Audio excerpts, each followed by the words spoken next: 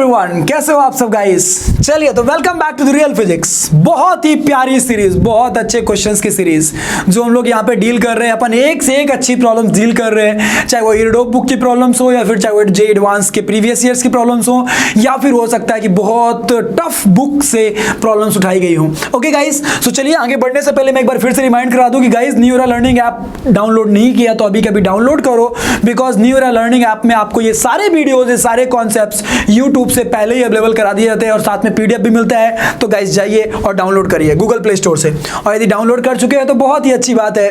चलिए गाइस, हमारे सामने ये क्वेश्चन है रियल फिजिक्स का, बहुत ही प्यारा क्वेश्चन है। आप लोग, मैं चाहूंगा कि एक बार इस क्वेश्चन को पढ़िए, पहले एक बार खुद से इस क्वेश्चन को ट्राई करिए, वीडियो को पॉज करके देखिए कि आपसे ये क्वेश्चन बन पा रहा है या नहीं बन पा रहा है। यदि बन पा रहा तो बहुत अच्छी बात है, और यदि नहीं बन पा रहा तो गलतियां कहां पे हुई, कहां पे मिस्टेक्स हुई जिसकी वजह से आपको इनमें प्रॉब्लम फेस करना पड़ा। ओके गाइस, तो चलिए देखते हैं इस प्रॉब्लम को। प्रॉब्लम में बोला क्या गया है, मैं पहले पढ़ देता हूं। A liquid of specific gravity 0.5, मतलब उसका वाटर के रिस्पेक्ट में ग्रेविटी का रेशियो दिया हुआ है।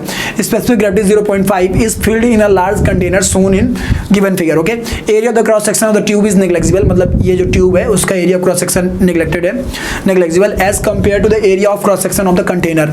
ओके, मतलब कंटेनर पे जो लिक्विड के मूव करने का, ये समझो क्वेश्चन से समझते जाओ कि लिक्विड में, लिक्विड जो मूव करेगा, जैसे कंटेनर से पानी जब बाहर निकलेगा तो लिक्विड घटता दिखेगा, लिक्विड का लेवल, तो उसके घटते लेवल को ना निगलेक्ट कर देंगे अपन, मतलब ये मान लेंगे उसका वेलोसिटी नेग्लेक्सिबल है। व्हाई? बिकॉज इसका एरिया ऑफ क्रॉस सेक्शन बहुत ज्यादा। तो इक्वेशन ऑफ कंटिन्यूटी से A1 B1 equal to A2 B2 जो जब बातें करेंगे ना, then it will come out to be कि इसकी वेलोसिटी बहुत ही कम आएगी, बिकॉज इसका एरिया ऑफ क्रॉस सेक्शन बहुत ज्यादा है। ओके, उसके आगे बोल रहा है as compare to the area of cross section of the container. Then the magnitude of gauss pressure, gauss pressure मतलब pressure of a point excluding atmospheric pressure, मतलब pressure of a point minus P ATM। Okay, Gauss pressure at point A is given by x by 20. Then the value of x is, मतलब point A का Gauss pressure क्या होगा। By the way guys, ये question को मैं आगे बढ़ने से पहले बता दूं, this is a concept of siphon tube. Siphon tube मतलब जो हम लोग गाँवों में या कई बार घरों में एक्सपेरिमेंट करते हुए देखते हैं कि जब कभी किसी भी कंटेनर से पानी निकाल के दूसरे कंटेनर में या कहीं पे निकाल के डालना होता है तो हम क्या करते हैं, उसको सक करते हैं ऐसे और फिर उसको ऐसे नीचे कर देते हैं, तो कंटिन्यूअसली पानी ऐसे मूव करता रहता है। ओके, तो ऐसा क्यों होता है, वो इसी ऊपर बेस्ड है। कैसे काम करता हूँ मैं समझाऊंगा आपको, ठीक है ना। तो चलिए गाइस, अपन इस क्वेश्चन को सॉल्व करते हैं, लेकिन मैं चाहूंगा सारे बच्चों से कि पहले एक बार आप खुद इस क्वेश्चन को ट्राई कर लीजिए। बनता है तो बहुत अच्छी बात है, नहीं बनता है तो कोई प्रॉब्लम वाली बात नहीं है। चलिए देखते हैं। हमसे बोला जा रहा है कि भैया पॉइंट X का गॉस प्रेशर क्या होगा, है ना, सॉरी पॉइंट A का गॉस प्रेशर क्या होगा। तो पॉइंट A का गॉस प्रेशर तो हम तब बता पाएंगे ना जब हमें पॉइंट A का प्रेशर पता हो कि पॉइंट A का प्रेशर कितना है। तो पॉइंट A का यदि हम प्रेशर निकालने जाएं, let us suppose if I will go to find out the value of pressure of point A, ठीक है ना। तो प्रेशर ऑफ पॉइंट A तो मैं निकालने जाऊंगा तो आराम से निकाल सकता हूं, लेकिन वो ना करके मैं एक काम करता हूं, मैं पहले तो इन दोनों के बीच में बर्नौली इक्वेशन लगाता हूं, पॉइंट A और पॉइंट दिस पॉइंट। मान लो ये जो मेरे पास पॉइंट B है, ये पॉइंट B है, पॉइंट B मतलब नोजल के just outside, outside of the nozzle, ठीक है।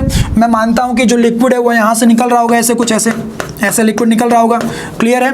तो जब लिक्विड यहाँ से निकल रहा होगा तो मैं एक काम करता हूँ, उसके लिए ना मैं इक्वेशन ऑफ कंटिन्यूटी लगाता हूँ। तो इक्वेशन ऑफ कंटिन्यूटी के हिसाब से ध्यान से देखा जाए तो क्या लिखूंगा मैं, यहाँ के लिए मैं क्या लिखूंगा, यहाँ का pressure that is P ATM, okay, plus वहाँ पे velocity half of rho into V2 का स्क्वायर, यहाँ की वेलोसिटी क्या लिख ली मैंने, V2 का square, okay, is equals to अब इस वाले के लिए मैंने, अब मैं ऊपर जाता हूँ, अब मैं कहाँ जाता हूँ बेटा, ऊपर जाता हूँ। तो मैं जब ऊपर जाऊँगा तो क्या लिखूँगा, P, यहाँ का प्रेशर कितना, यहाँ का प्रेशर लिखूँगा मैं PA प्लस वहाँ की velocity half of rho into V1 का स्क्वायर, क्लियर है, half of rho into V1 का स्क्वायर प्लस इसके रेफरेंस लेवल के रिस्पेक्ट में, यदि इस रेफरेंस लेवल के रिस्पेक्ट में मैं बातें करूं तो इस रेफरेंस लेवल के रिस्पेक्ट में इसकी हाइट कुछ ना कुछ होगी, इसकी हाइट कुछ ना कुछ होगी, and that will be what, rho into G into H, rho into G into H। तो H कितना हो गया, 4 + 3 दैट इज 7 मीटर। ओके, ये हमारी आ गई किसकी इक्वेशन, बर्नौली इक्वेशन हमने लगा ली, है ना। पॉइंट A और पॉइंट दिस पॉइंट B के बीच में यहाँ की वेलोसिटी कितनी थी, मैंने मानी V मान ली थी। अच्छा, एक्चुअली एक बात और बता दूं मैं, area of cross section of the tube क्या है, यूनिफॉर्म है, तो V1 V2 बराबर होंगे, उसमें कोई टेंशन लेने वाली बात नहीं है। क्यों, क्योंकि A1 V1 equal to A2 V2 लिखते तो इस पूरे ट्यूब का area of cross section same है, तो हम ऐसा मान सकते हैं कि इन दोनों पॉइंट्स की वेलोसिटी सेम रही होगी लिक्विड की। Okay, so based on that तो वेलोसिटी सेम हो जाएगी जाएंगी, यदि वेलोसिटी सेम हो जाएंगी, तो मैंने वेलोसिटी सेम क्यों बोली तो आपको समझ में आ गया होगा, area of cross section similar होने की वजह से। सो जो पॉइंट ए की वेलोसिटी होगी वही पॉइंट बी की वेलोसिटी मानी सकती है, और जो पॉइंट बी की वेलोसिटी है ना वो नोजल के जस्ट आउटसाइड है, जस्ट आउटसाइड, इसीलिए वेलोसिटी में बहुत ज़्यादा चेंजेस अपन कंसीडर कर नहीं रहे हैं। ओके, सो उस बेसिस पे मुझे समझ में आ गया कि भैया जस्ट आउटसाइड, जस्ट नोजल के आउटसाइड वेलोसिटी सेम रही होगी, तो उस बेसिस पे हम half of rho v1 square को half of rho v2 square से कैंसिल कर सकते हैं। क्यों? क्योंकि दोनों की वेलोसिटीज हम सेम मान सकते हैं, पॉइंट ए और पॉइंट बी की।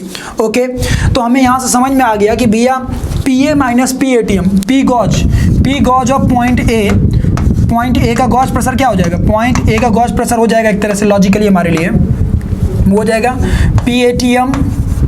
PATM minus sorry pressure of point A minus PATM। Okay, तो pressure of point A minus PATM मतलब PA को इधर ही रहने दीजिए, PATM को इधर लाइए और इसको उधर ले जाइए, तो ये आ जाएगा कितना, माइनस का रो इंटू G इंटू 7। अच्छा, ये मीटर्स में है, उसकी डेंसिटी रिलेटिव डेंसिटी दी हुई है, हमें स्पेसिफिक ग्रेविटी दे रखी है, तो उसकी एक्चुअल डेंसिटी क्या हो जाएगी, मीट्रिक क्यूब में कन्वर्ट करेंगे तो 10⁻³ का मल्टीप्लाई कराना पड़ेगा, तो उस बेसिस पे कितना आ जाएगा बेटा, ये आ जाएगा माइनस का कितना आ जाएगा, ये आ जाएगा 10⁻0.5 मतलब 1/2 इंटू 10⁻3। ओके, इंटू जी मतलब बोले तो 10 इंटू एच मतलब बोले तो 7 मीटर। ओके, ये आ गया अपना। अब ध्यान से देखा जाएगा तो ये कितना बन जाएगा, ये बन जाएगा माइनस का 7/20 इंटू 10⁻4। तो मैं एक काम कर सकता हूँ, ये 2 है ना, तो सॉरी 1 मिनट गलती हो गई, नीचे 2 था तो 2 को मैं 20 बना देता हूँ क्योंकि इसने ATM में लिख रखा है। क्लियर है ना, ये ATM में लिख रखा है, अभी ये पास्कल्स में आ रहा हमारा प्रेशर डिफरेंस, तो उसको ATM में कन्वर्ट करने के लिए 10⁻5 से डिवाइड करना पड़ता। तो मैं एक तरह से लॉजिकली उसको ATM में लेके जाता हूँ ना, तो ATM में लेके जाने के लिए मैं ऐसा करता हूँ 10⁻5 मल्टीप्लाई बनाने की कोशिश करता हूँ, तो यह आ जाएगा 7/20, एक 10 नीचे मल्टीप्लाई कर दिया, एक 10 ऊपर मल्टीप्लाई कर दिया, इंटू 10⁵ पास्कल्स। क्लियर है, मतलब एक तरह से देखा जाए तो कितना हो जाएगा, ये -7/20 ATM हो जाएगा। क्लियर है, गॉज प्रेशर निगेटिव भी हो सकता है, ये बात हमें पता होना चाहिए। वी ऑल नो दैट ये गॉज प्रेशर निगेटिव भी हो सकता है। ओके, तो मुझे समझ में आ गया, ये मैग्नीट्यूड बोला ना, मैग्नीट्यूड बोला, इसीलिए माइनस साइन आंसर में मत दीजिएगा, क्योंकि उसने बोला ना कि magnitude of gauge pressure is this. उसने ये नहीं बोला कि gauge pressure at that point is x/20, उसने बोला कि मैग्नीट्यूड है उसका x/20।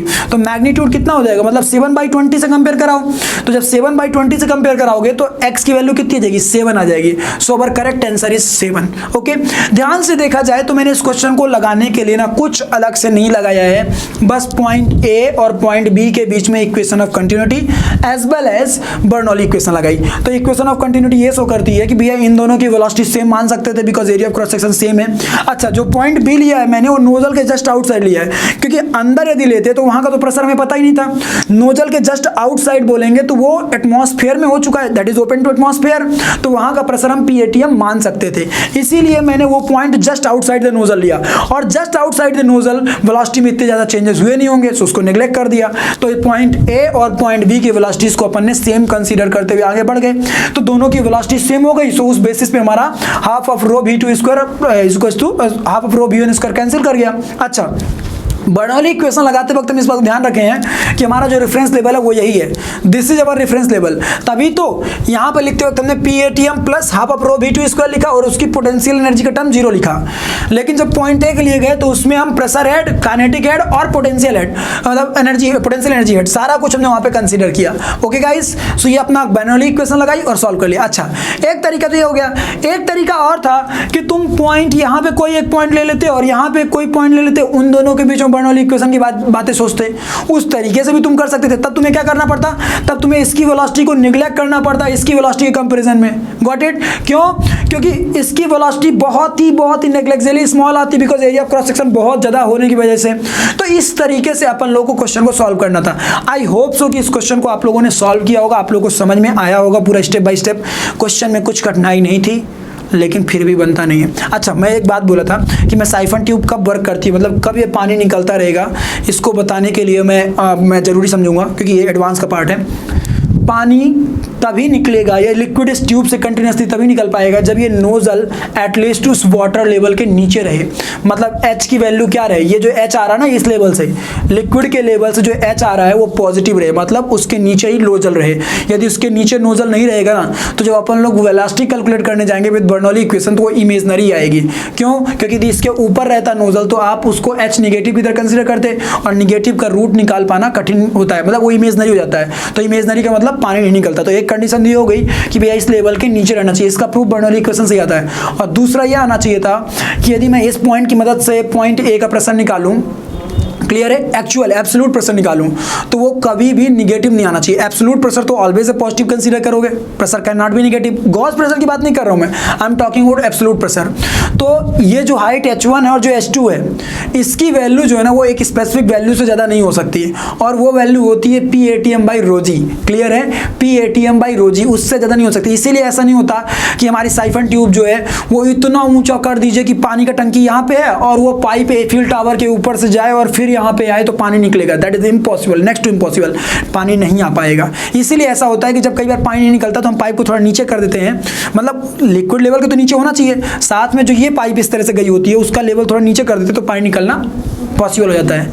तो दो कंडीशंस होनी चाहिए, पहला कि ये नोजल इस लेवल के नीचे होना चाहिए, प्रूव कर लेंगे बर्नौली इक्वेशन से, और दूसरा वही ड्रॉप एंड गेन मेथड लगा के P_ATM-ρgH1-ρgH2 that should be greater than 0। Clear है, absolute pressure of that point should be greater than 0।